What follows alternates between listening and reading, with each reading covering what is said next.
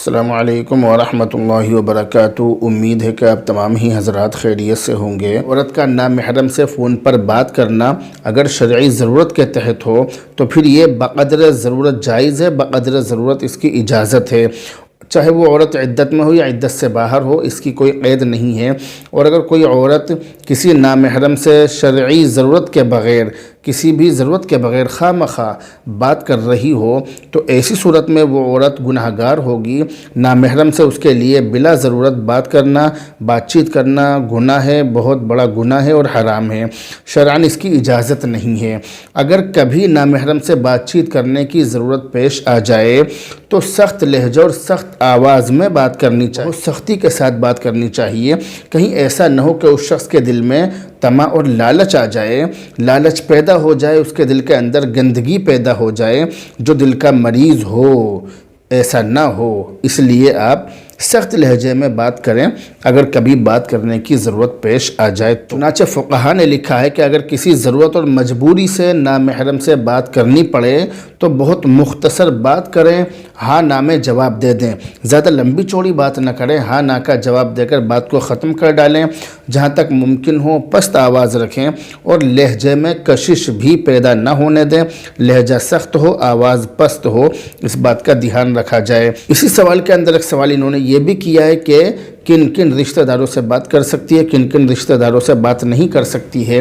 تو جو نامحرم رشتہ دار ہیں ان رشتہ داروں سے بات نہیں کر سکتی ہے، اور وہ یہ ہیں خالہ زاد بھائی، ماموں زاد بھائی، پھوپھی زاد بھائی، تایا زاد بھائی، چچا زاد بھائی، دیور، جیٹھ، بہنوئی، نندوئی، خالو، پھوپا، شوہر کا چچا، شوہر کا بھتیجا، شوہر کا ماموں، شوہر کا خالو، شوہر کا پھوپا اور شوہر کا بھانجا، اور اسی طرح سے ہر اجنبی مرد۔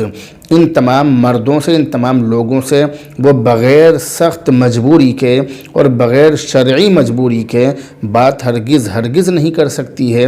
اگر بغیر کسی شرعی مجبوری کے، بغیر کسی سخت مجبوری کے ان سے بات کر رہی ہے تو ایسی صورت میں یہ عورت سخت گناہ گار ہوگی۔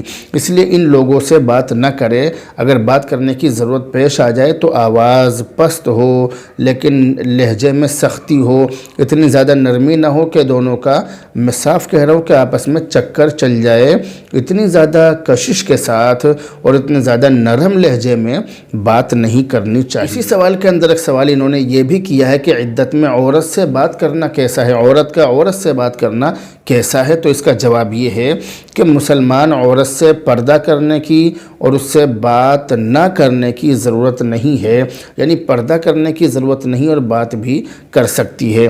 اسی طرح یہ بھی یاد رکھیے کہ غیر مسلم بلکہ بے پردہ، فاحشہ اور بدکار عورتوں سے بھی پردہ کرنا واجب اور ضروری تو نہیں ہے، لیکن بہرحال جتنا ہو سکے ان سے احتیاط برتنی چاہیے۔ اجنبی مردوں کی طرح ان کے سامنے بھی، ایسی عورتوں کے سامنے بھی جس طرح سے اجنبی مرد کے سامنے اپنی زینت کے اعضاء ظاہر نہیں کرتی ہیں، اسی طرح سے اس طرح کی عورتوں کے سامنے بھی اپنی زینت کے اعضاء ظاہر نہیں کرنے چاہیے۔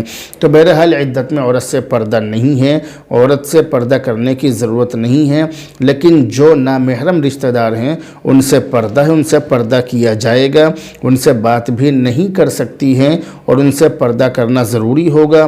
اگر ان سے پردہ نہیں کیا یا ان سے خواہ مخواہ بات چیت کی، ان سے دل لبھانے کی یا ٹائم پاس کرنے کی کوشش کی تو ایسی صورت میں وہ عورت سخت گناہ گار ہوگی۔ اس کے لیے ضروری ہے کہ وہ عدت کو عدت کے طریقے سے گزارے اور جو عدت کے علاوہ کی زندگی ہے اس کو بھی اللہ اور اس کے رسول کے بتلائے ہوئے طریقے کے مطابق گزارنے کی کوشش کرے۔ اگر ایسا کرے گی تو وہ اللہ کی رحمت کی حقدار ہوگی، اور اگر اس کے خلاف چلے گی تو اللہ کے عذاب کی مستحق ہوگی۔ امید ہے کہ میری ماں بہنیں اس پر عمل کرنے کی کوشش کریں گی۔ بہرحال اب آپ سے رخصت ہوتے ہیں، دعاؤں میں یاد رکھیں۔ السلام علیکم ورحمۃ اللہ۔